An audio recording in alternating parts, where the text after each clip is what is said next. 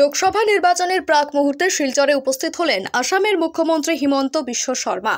আসামের মুখ্যমন্ত্রী হিমন্ত বিশ্ব শর্মার উপস্থিতিতে বিজেপির লোকসভা নির্বাচনের প্রার্থী পরিমল শুক্ল বৈদ্য মনোনয়নপত্র জমা করেন জেলা শাসক কার্যালয়ে। বুধবার শিলচরে আসামের মুখ্যমন্ত্রীর উপস্থিতিতে জেলা বিজেপি কার্যালয় থেকে ঢাকঢোল বাজিয়ে বিজেপি কর্মীদেরকে নিয়ে বিশাল শোভাযাত্রা করেন জেলা শাসক কার্যালয়ে। মনোনয়নপত্র দাখিল করেন বিজেপি লোকসভা নির্বাচনের প্রার্থী পরিমল শুক্ল বৈদ্য। সংবাদ মাধ্যমের সঙ্গে কথা বলতে গিয়ে মুখ্যমন্ত্রী জানান, শিলচর লোকসভা আসনে বিজেপি প্রার্থী পরিমল শুক্ল বৈদ্য রেকর্ড সংখ্যক ভোটে জয়লাভ করবে। প্রধানমন্ত্রীর আদর্শ তৃণমূল নেত্রী সুস্মিতার ঘরে পৌঁছে দেওয়ার আহ্বান জানিয়েছেন মুখ্যমন্ত্রী। বিজেপির বিরুদ্ধে যে যাই কিছু বলুক না কেন, বরাকের দুটি আসনে বিজেপি প্রার্থীদের জয় নিশ্চিত বলেও এদিন প্রকাশ্যে ঘোষণা করেছেন তিনি। মনোনয়নপত্র জমা দেওয়ার পর মুখ্যমন্ত্রী শিলচর পুলিশ প্যারেড গ্রাউন্ডে নির্বাচন জনসভায় অংশগ্রহণ করেন। নির্বাচনী জনসভায় কয়েক হাজার বিজেপি কর্মীরা অংশগ্রহণ করেন। শিলচর প্রতিনিধির রিপোর্ট, নিউজ অবিকল। সংবাদ মাধ্যমের সঙ্গে কথা বলতে গিয়ে মুখ্যমন্ত্রী জানান, শিলচর লোকসভা আসনে বিজেপি প্রার্থী পরিমল শুক্ল বৈদ্য রেকর্ড সংখ্যক ভোটে জয়লাভ করবে। প্রধানমন্ত্রীর আদর্শ তৃণমূল নেত্রী সুস্মিতার ঘরে পৌঁছে দেওয়ার আহ্বান জানিয়েছেন মুখ্যমন্ত্রী। বিজেপির বিরুদ্ধে যে যাই কিছু বলুক না কেন, বরাকের দুটি আসনে বিজেপি প্রার্থীদের জয় নিশ্চিত বলেও এদিন প্রকাশ্যে ঘোষণা করেছেন তিনি। মনোনয়নপত্র জমা দেওয়ার পর মুখ্যমন্ত্রী শিলচর পুলিশ প্যারেড গ্রাউন্ডে নির্বাচন জনসভায় অংশগ্রহণ করেন। নির্বাচনী জনসভায় কয়েক হাজার বিজেপি কর্মীরা অংশগ্রহণ করেন। শিলচর প্রতিনিধির রিপোর্ট, নিউজ অবিকল। সরকারের সম্মানীয় মন্ত্রী পরিমল শুক্ল বৈদ্য ডাঙরিয়া শিলচর লোকসভা নির্বাচনের ভারতীয় জনতা পার্টির প্রার্থী হিসাবে মনোনয়ন পত্র প্রদান করে। এই মনোনয়ন পত্র অনুষ্ঠানত আমি বিশেষকৈ আমাৰ ৰাজ্যিক সভাপতি ভৱেশ কলিতা ডাঙৰীয়া, আমাৰ সহপ্ৰভাৰী পৱন শৰ্মা ডাঙৰীয়া আৰু শিলচৰৰ সাংসদ ডক্টৰ ৰাজদীপ ৰয়, আমি তেখেতক সংগ দিলোঁ আৰু এইটো কথা নিশ্চিত যে শিলচৰ লোকসভা আসনখনত পৰিমল শুক্ল বৈদ্য ডাঙৰীয়া বিপুল ভোটত জয়লাভ কৰিব। ৰাইজৰ উৎসাহ উদ্দীপনা মই বিশ্বাস কৰোঁ যে এটা অভিলেখ সংখ্যক ভোটত তেখেতে নিৰ্বাচনত বিজয়ী। আজি ভূপেন বৰা আহি উপস্থিত হৈছে, ইতিমধ্যে অলপ ভাল কথা। সকলো দলৰে সভাপতি আহিব লাগে, নমিনেশ্যনত থাকিব লাগে। Because this is a festival of democracy, গণতন্ত্ৰৰ এটা উৎসৱ।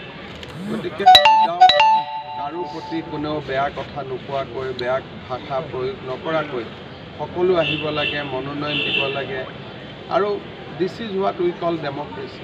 বৰাকৰ দুটা সিট লৈ কিমান আশাবাদী? মই তেওঁক ক'ত টাৰ্গেট কৰিলোঁ? মইতো তেওঁক CM বনাৰ ৰাস্তা দেখুৱাই আছোঁ। মই টাৰ্গেট শব্দটো মানেতো বেয়া কথা ক'লেহে টাৰ্গেট কৰা হয়। মইতো কাকো টাৰ্গেটেই কৰা নাই, কাৰো বিপক্ষে মই এটা বেয়া কথাও নকওঁ।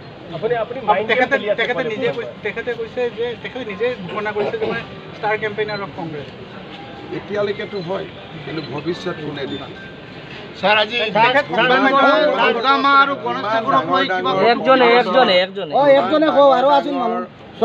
ইমান ডাঙৰ ডাঙৰ কংগ্ৰেছৰ ষ্টাৰ কেম্পেইনাৰ বিজেপি আগদিনাখন ৰাতি টিভিত বিজেপিক গালি পাৰি পিছদিনাখন বিজেপিত যোগদান কৰা আমি কিমান মানুহ দেখি আছোঁ। গতিকে কাৰ গেৰেণ্টি কোনে ল'ব? তেখেতে চান্দা কালেক্ট কৰিব বুলি কৈছে। চান্দা কালেক্ট কৰা ভাল, খালি ৰুল মতে কৰিব লাগে। 2000 ভাৰতবৰ্ষৰ নিয়ম। মই ৰখাম নৰখাম তেওঁকতো ইলেকশ্যন কমিশ্যনে সুধিবই যে চান্দাটো চেকত লৈছে নে কেছত লৈছে। চেকত ল'লে কোনো অসুবিধা নাই, কেছত ল'লে 2000 টকা চেকত লৈছে। কিন্তু যোৱাকালি দেখিছে আপুনি চেক এখন ভাইৰেল হৈছে ৰমেন বৰঠাকুৰৰ নামত। মই ইমান কংগ্ৰেছৰ ভিতৰুৱা কথা। ছাৰ, ভূপেন বৰা কৈছে আপুনি বোলে শংকৰদেৱতকৈও বেছি বুলি নিজকে ভাবে। আজি ডিফুট কৈছে ভূপেন বৰা। আমি শংকৰদেৱৰ নামটো ইলেকশ্যনত কিয় টানি আনিব লাগে? ভাল কথা নহয়। গতিকে মই ভাবোঁ শংকৰদেৱ, মাধৱদেৱ, ৰবীন্দ্ৰনাথ ঠাকুৰ, ইমান ডাঙৰ মানুহৰ কথা এই ইলেকশ্যনত কিয় টানিব লাগে? স্যাৰ, আপনি মিয়াৰ ভোট চাই আছে আৰ বদৰুদ্দিন আজমল ডাঙৰীয়াই কৈ আছে কি বিজেপি টকাৰ খেলা খেলি আছে। মই খালি সেই মানুহৰে ভোট চাই আছোঁ যি মানুহে মোদীজীক বিশ্বাস কৰে, মোদীজীৰ বিকাশ নীতিক বিশ্বাস কৰে আৰু মোদীজীৰ লগত থাকিব খোজে। सर, विरोधी पक्ष ने एक आरोप लगाया है कि आपने आप लोग कहाँ से ये आरोप सुना है? हम तो कहीं नहीं सुनते हैं। आप लोग इतना बड़ा बड़ा आरोप लगा दिया, मेरा साथ तो सब बात करते हैं। कौन सा विरोधी? उन लोग को बोल रहे हैं कि ईडी में जितना आदमी फंसे हुए थे पहले भाजपा में नहीं थे, वो लोग भाजपा में आने के बाद ईडी का केस भी हट गया। ईडी से बचना है तो भाजपा ज्वाइन करें, क्या करें? देखिए, ये तो जो बोलना है बोल रहा है, लेकिन ये बात का एविडेंस कहाँ है? जिसका पॉकेट में माल होगा उसका पास ईडी आएगा और आना भी चाहिए। शारदा केलेंकारी का बात अगर करें वो तो आप कैसे बोल सकता है मेरा नाम? मेरा तो पहले कांग्रेस का रहते रहते मुझको क्लीन चिट दे दिया गया। तो आप लोग एक ही बात दोबारा क्यों बोलते हैं? मैं आज तक आप लोग का खिलाफ कुछ नोटिस वोटिस नहीं दिया। ये तो मेरा बड़प्पन है। नहीं तो आपका नाम पकड़ के मैं आपको नोटिस भी दे सकता हूँ, इसलिए आपका पास तो कोई एविडेंस नहीं है मेरा खिलाफ। लेकिन मेरा बड़प्पन है, बीजेपी का बड़प्पन है कि हम लोग बोलने से भी सुन लेता हूँ। শিলচৰত কিমান ভোটত জয় হ'ব? শিলচৰত পৰিমল শুক্লবৈদ্যৰ ৰিটাৰ্ণটো একেবাৰে খাটাং ধৰি থাকে, আপুনি মাৰ্জিন দি আছে 3 লাখ 2.5 লাখ। তেওঁ কৈছে তেওঁলোকে মুখ্যমন্ত্ৰী কিয় বাৰম্বাৰ আহি প্ৰচাৰ কৰিব লাগে? মুখ্যমন্ত্ৰী বৰাকত কিয় নাহিব ভাই? প্ৰচাৰ কৰাৰ কাৰণে কিয় নাহিব? যদি মোদীজীৰ মেছেজ আমি লাষ্ট মানুহটোৰ ঘৰলৈ লৈ যাব লাগে। মইতো বিচাৰোঁ যে মোদীজীৰ মেছেজ সুস্মিতা দেৱৰ ঘৰতো সোমাব লাগে। গতিকে আমি আহি থাকিব লাগিব till last men is in the other side. Sir ডিলিমিটেশনে প্ৰভাব পড়ব নেকি? যেহেতু প্ৰভাব পৰিব, মাৰ্জিন বাঢ়িব। পৰিমল শুক্লবৈদ্য আগতে ৰাজদীপ ৰয় যেতিয়া ইলেকশ্যন খেলিছিল, it was a tough seat. এতিয়া এই চিটটো সহজ হৈ আছে, গতিকে আগতকৈ ভাল ভোটত জিকিব। মুখ্যমন্ত্ৰী ডাঙৰীয়া, যোৱাকালি আপুনি জাৰ্নেলিষ্টবোৰক টাৰ্গেট কৰি লৈছে আজি। ভূপেন বৰা ডাঙৰীয়াৰ কথা আপোনালোকে ইমান গুৰুত্ব নিদিব। কিয় গুৰুত্ব নিদিব? কংগ্ৰেছৰ মানুহে কোনে এক্সিডেণ্ট হৈছে স্যাৰ পৰহি।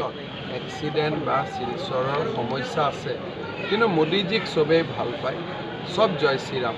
গতিকে ভোটটোতো দিব। মুখ্যমন্ত্ৰী ডাঙৰীয়া, যোৱাকালি আপুনি ডিফুত কৈছে যে 3 লাখ ভোটত আছে। ৰাস্তাৰ কথা এতিয়া MCC চলি আছে, মই পতাটো ঠিক নহয়।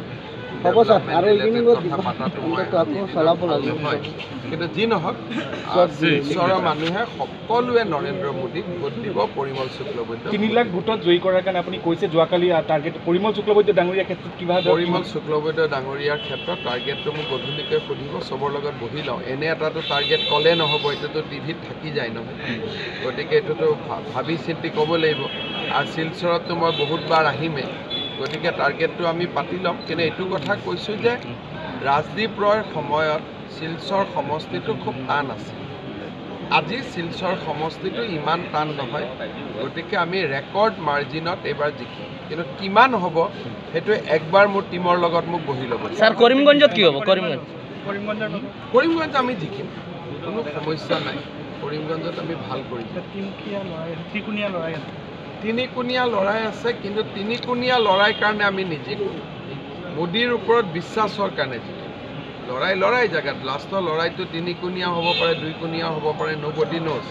কিন্তু আমি ইলেকশ্যন জিকিম নৰেন্দ্ৰ মোদীৰ নেতৃত্বৰ ওপৰত, অন হিজ লিডাৰশ্বিপ। কংগ্ৰেছ পাৰ্টীগৰাকীয়ে যিদৰে মইমাল মুছলমানক অপমান কৰি তেওঁ মই কাৰো কথা মই নকওঁ। মই আগতে আমাক let us celebrate this festival of democracy.